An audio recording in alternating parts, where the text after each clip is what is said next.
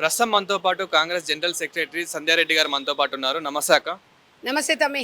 So అక్క, ఈ మధ్య కాలంలో ఒక న్యూస్ చాలా స్ప్రెడ్ అవుతుంది సోషల్ మీడియాలో. సీఎం రమేష్ గారు చేసిన కామెంట్స్ ఏదైతే బీజేపీలో బీఆర్ఎస్ విలీనం కాబోతుంది అవ్వాలనుకున్నారు అని చెప్పేసి అది మనం ఎప్పుడో చెప్పినాం కదా తమ్మి. ఇప్పుడు మనకు ఎంపీ ఎలక్షన్స్ అప్పుడే తెలిసిపోయింది. డమ్మీ క్యాండిడేట్ ఎట్లా పెట్టిరు బీఆర్ఎస్ వాళ్ళు. వాళ్ళకు అప్పుడు కరీంనగర్లో బీఆర్ఎస్ అనేది అప్పుడు పోటీ చేసినప్పుడు ఉండే. మరి వీళ్ళు ఎందుకు ఓటు బ్యాంక్ని డైవర్ట్ చేసుకున్నారు? కవిత కేసు గురించి 100% బీజేపీతో అని అప్పుడు చాలామంది చెప్పినాం. మేము కాంగ్రెస్ పార్టీ కూడా చెప్పింది బీఆర్ఎస్ బీజేపీ రెండు ఒకటని మేము చెప్పినాం. ఇవాళ దేవుడు అనేటోడు ఉన్నాడు కాబట్టి క్లియర్గా క్లారిటీగా బీజేపీ నాయకులే బయట వచ్చి చెప్పినారు. ఎట్లా చెప్పినారు అంటే ఇప్పుడు వాళ్ళిద్దరు కొట్లాడుకుని మూడో లాగా దేవుడు అనేటోడు ఉన్నాడు కాబట్టి కాంగ్రెస్ పార్టీ చెప్పింది నిజమని చెప్పి ప్రజలందరూ కూడా నిరూపణ అయింది. వాస్తవం. మీరు ఒక్కటే తెలంగాణ ప్రజలారా ఒక్కటే చెప్పదలుచుకున్నా, బీఆర్ఎస్ పార్టీని ఎప్పుడు నమ్ముకున్నా కూడా నట్టెట్లా ముంచిపోతుంది. అంటే ఇప్పుడు కేటీఆర్ గారు ఏమంటున్నారంటే ఇదంతా కాంగ్రెస్ పార్టీ వాళ్ళు చెప్తేనే సీఎం రమేష్ గారు ఇదంతా చేస్తున్నారు, రేవంత్ రెడ్డి గారు చెప్తేనే సీఎం రమేష్ గారు వింటున్నారు. చెప్పనా, రేవంత్ రెడ్డి గారు సీఎం రమేష్ గారు ఆయన గల్లీ లీడర్ కాదు, వార్డు నెంబర్ కాదు. తనకంటూ ఒక స్థాయి ఉంది, తనకంటూ పదవి ఉంది. అలాంటి వ్యక్తి ఎవరో చెప్పంగానే అంత అది కాదు. ఆయన ఒక చెప్పంగానే అనే వ్యక్తులు గారు. రాజకీయాలల్లో ప్రజాస్వామ్యంలో ప్రభుత్వం ఏ ప్రభుత్వం ఉన్నా కూడా బిజినెస్ అన్నప్పుడు టెండర్ సిస్టంలో పోతాయి అవి. అంత మాత్రానికి కాంగ్రెస్ పార్టీ ఇచ్చింది కాబట్టి ఆయన మాట్లాడుతున్నాడు, సీఎం రేవంత్ రెడ్డి గారు మాట్లాడిస్తున్నారు అంటే మీరు చేసిన అనేక అరాచకాలు బీఆర్ఎస్ ప్రభుత్వంలో 100 అరాచకాలు చేసిరు. మరి ఇప్పుడు దేవుడు అనేటోడు కర్మ అనేది ఎక్కడ పోదు కదా. నేను అనేది ఏంటంటే తెలంగాణను నమ్ముకున్న తెలంగాణ కోసము కాపల కుక్కల్లాగా ఉండి తెలంగాణను మొత్తం దోసుకొని తినిపోయిరు. ఇప్పుడు తెలంగాణలో పాపం బీఆర్ఎస్లో కొంతమంది ఉంటారు. బీఆర్ఎస్ అంటే అభిమానం ఉన్నోళ్ళు, టీఆర్ఎస్ అభిమానం ఉన్నోళ్ళు, ఆ అభిమానులు కూడా ఇవాళ నమ్ముకుంటే నట్టెట్లా ముంచిపోతారు అనేది నిన్న మీకు అర్థమైంది. కేవలం బిడ్డ కోసం తెలంగాణ రాష్ట్రాన్ని తాకట పెడదాం అనుకున్నాడు.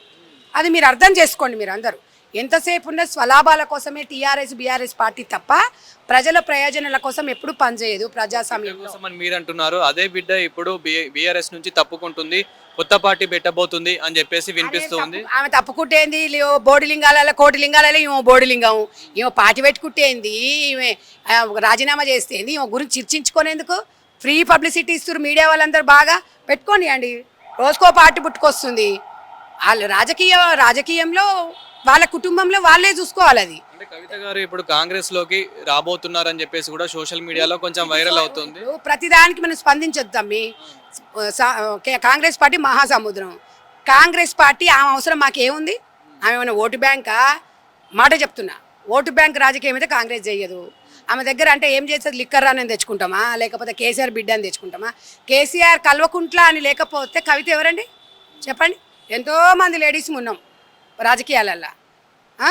కేసీఆర్ బిడ్డనే ఆమెకు ఒక రెస్పెక్ట్ ఇచ్చిండ్రు. తెలంగాణ ప్రజలు గుండెలో పెట్టుకొని చేస్తే వాళ్ళను గుండెల మీద దన్నిపోయింది. తెలంగాణ బ్రాండ్ని డ్యామేజ్ చేసింది. వాళ్ళ తెలంగాణ ప్రజలని ఢిల్లీ తిహార్ జైల్లో తీసుకొని పెట్టిరు.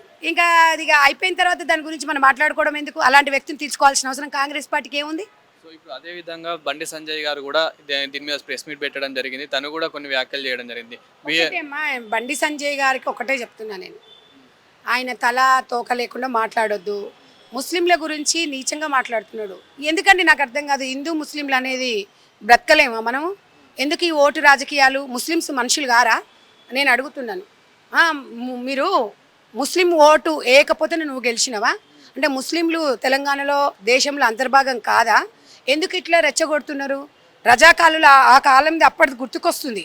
అంటే వాళ్ళని తెలంగాణకి వెళ్ళి తరమేయమంటారా? ఏం మాట్లాడుతున్నాడని మతుండి మాట్లాడుతుండే ఒక ఎంపీ. ఇదే నాయన మాట్లాడేది. ఇదంతా పక్కన పెడితే గత ప్రభుత్వం నుంచే బీసీ రిజర్వేషన్ల గురించి చాలా చర్చ అయితే ఇంకా కొనసాగుతూ ఉంది. అసలు బీసీ రిజర్వేషన్ల గురించి, బీసీ కులగణన గురించి, బీసీల గురించి మీరు ఏం చెప్తారు అక్క? బీసీలది మేము చిత్తశుద్ధితోనే ఉన్నాము. మాకెవరో చెప్పింది కాదు. భారత్ జోడో యాత్రలో భాగంగా రాహుల్ గాంధీ గారు తీసుకున్న నిర్ణయము, చారిత్రక నిర్ణయము. ఎవరు అవునన్నా ఎవరు కాదన్నా బీసీ రిజర్వేషన్ చేసి మేము తీరుతాము.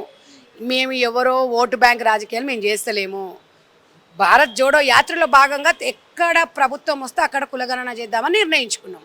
దాంట్లో ఎలాంటి రాజకీయాలు లేవు. బీసీలు అత్యధికంగా ఉన్నారు కాబట్టి వాళ్ళకి రిజర్వేషన్ పరంగా బాగుండాలని కోరుకున్న వ్యక్తులము. కాబట్టి కాంగ్రెస్ పార్టీ చాలా చేస్తుంది. మేము బీసీల కోసం చేస్తున్నాము. 33% రిజర్వేషన్ మహిళలకు అన్నారు. అది బిల్ పాస్ చేయించండి పార్లమెంట్లో. చేయించేస్తే ప్రజలు మా సోనియమ్మని ఫస్ట్ స్వాగతించింది. మేము పార్టీల పరంగానే చూస్తాం తప్ప ఓటు బ్యాంకు రాజకీయాలు అనేది కాంగ్రెస్ పార్టీ ఎప్పుడు కూడా చేస్తాం. అది గుర్తుపెట్టుకోండి. మతాలను చెప్పి రెచ్చగొట్టి జనాల మధ్యలో ఇలాంటి గొడవలు కొట్లాట సృష్టించడం అనేది కాంగ్రెస్ పార్టీ సంస్కారం కాదు. అది ఫైనల్గా మరి సంధ్యారెడ్డి గారి వీడియోస్ అయితే ఎక్కువ మాకు సోషల్ మీడియాలో చాలా వైరల్ అవుతూ ఉన్నాయి. తను ఎంతో మందికి సేవ చేస్తుంది, ముఖ్యంగా మహిళలకి వాళ్ళ కుట్టు మిషన్ పెట్టేయడం కానివ్వండి, ఇంకా వృద్ధులకి వాళ్ళకు కూడా హెల్ప్ చేయడం కానివ్వండి, ఇలా చాలా మాకు కొన్ని వీడియోస్ అయితే కనిపిస్తున్నాయి. ఆ వీడియోస్ మట్టుకైనా ఇవి ఎంతవరకు నిజం? అవునా, నేను 2003లో మదర్ ఫౌండేషన్ స్థాపించిన. 2003 అంటే ఇప్పుడు 2022 సంవత్సరాల నుంచి దాదాపు 3 లక్షల మంది మహిళలకి ఉచితంగా కుట్టి శిక్షణ నేర్పించడం జరిగింది. మహిళలకు ఉపాధి పథకాలు అనేకంగా చూపిస్తున్న డ్వాక్రా సంఘాల నుంచి లోన్లు ఇట్లాంటివి కూడా ఇప్పించడం జరుగుతుంది. మేము కూడా త్వరలో బీసీ మహిళ మదర్ ఫౌండేషన్ ఆధ్వర్యంలో పీసీసీ గారిని కూడా కలవబోతున్నాము. వాళ్ళు ఏమడుగుతున్నారు, కోట్లు అడగలేదు, లక్షలు అడగట్లేదు, ఒక కుట్టు మిషన్ ఫ్రీ ఇవ్వమని అడుగుతున్నారు. ట్రైనింగ్ మేము ఇచ్చాం. మదర్ ఫౌండేషన్ గవర్నమెంట్ పరంగా కానివ్వండి, రాజకీయ నాయకులు కానివ్వండి, స్వచ్ఛంద సంస్థలు కానివ్వండి, ఇండస్ట్రీ వాళ్ళు కానివ్వండి, మాకు ఏటీజీ ఉంది. ఆ ద్వారా కానీ సబ్సిడీ మీద కానీ కుట్టు మిషన్ అనేది మా బీసీ మహిళలకి, ఎస్సీ మహిళలకి, ఎస్టీ మహిళలకు రావాలి అని నేను కోరుకుంటున్నా.